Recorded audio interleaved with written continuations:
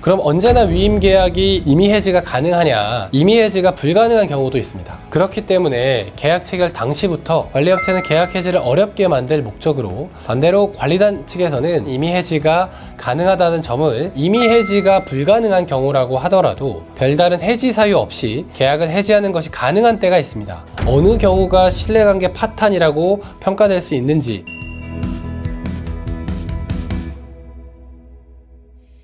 그럼 언제나 위임계약이 임의해지가 가능하냐? 사실 그렇지는 않습니다. 이제부터는 임의해지가 불가능한 경우에 대해서 살펴보도록 할 텐데요. 앞서 살펴본 것처럼 만약에 건물관리 위탁계약의 도급계약이라면 임의해지가 안 됩니다. 왜냐하면 위임계약이 아니기 때문이죠. 그리고 위임계약이라고 하더라도 임의해지가 불가능한 경우도 있습니다. 해당 계약에서 계약 해지의 사유와 절차를 구체적으로 한정하고 있는 경우입니다. 법원 판단을 보시면 민법 689조 제1항 2항은 임의 규정에 불과합니다. 그래서 이와 다른 내용으로 양 당사자 간 합의해서 적용할 수 있는 것이죠.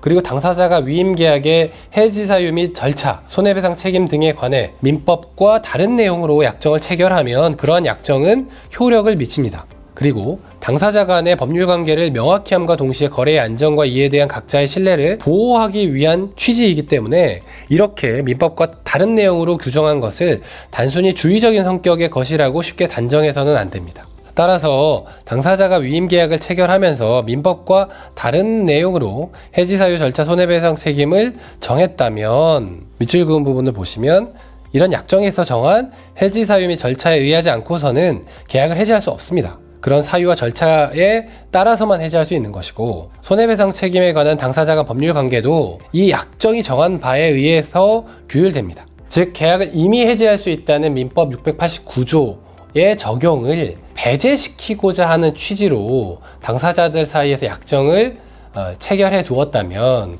그리고 그런 취지에 따라서 해지의 구체적인 사유와 절차를 정해 두었다면 그에 따라서만 해지될 수 있다는 것입니다.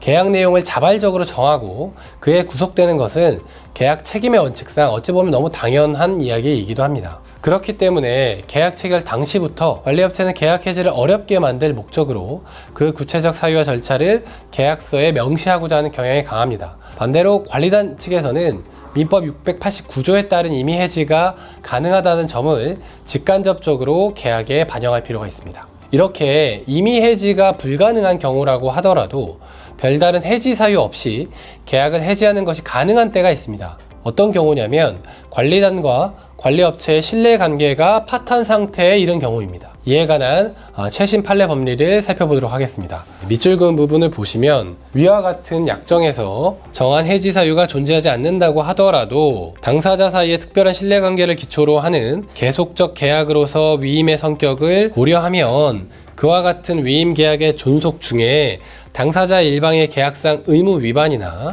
그 밖의 부당한 행위 등으로 인하여 위임 계약의 기초가 되는 신뢰관계가 파탄 상태에 이르러 계약관계를 그대로 유지하기 어려운 정도라면 이를 이유로 장래를 향하여 계약을 해지할 수 있다라고 법리를 제시하고 있습니다. 그러니까 신뢰관계가 파탄될 정도의 어떤 사정이 있다면 그 계약의 준수를 계속 강제할 수는 없다라는 취지인데요. 그럼 어느 경우가 신뢰관계 파탄이라고 평가될 수 있는지를 그 예시를 한번 들어보도록 하겠습니다. 첫 번째, 관리업체가 정당한 관리단 결성을 방해하고 자신들에게 우호적인 구분소유자 집단만을 지원하는 방식으로 관리단 대표 선출 과정에 불공정 개입을 하는 경우가 있을 수 있습니다.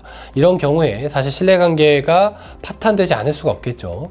그리고 두 번째, 관리업체가 관리인 등 관리단 임원의 지위를 부정하면서 관리단 임원 선출을 적극적으로 방해하는 목적으로 직접 소송을 제기하고 관리단과 분쟁을 계속 이어나가는 경우입니다. 세 번째, 관리업체 선정 과정에서 리베이트를 제공하고 수령한 것이 밝혀져서 선관주의 의무에 따른 업무 수행의 적절성이 기대되기 어려운 경우가 있습니다. 이런 경우에도 관리단과 관리업체 사이에서는 신뢰관계가 파탄되었다라는 평가가 불가피하지 않을까 싶습니다. 이런 경우들에서 신뢰관계 파탄만을 이유로 계약 해지를 할 수 있다라고 볼 수 있을 것 같습니다. 지금까지 민법 제689조에 기한 임의해지의 원칙과 예외, 그리고 예외의 예외에 대해서 설명드렸습니다.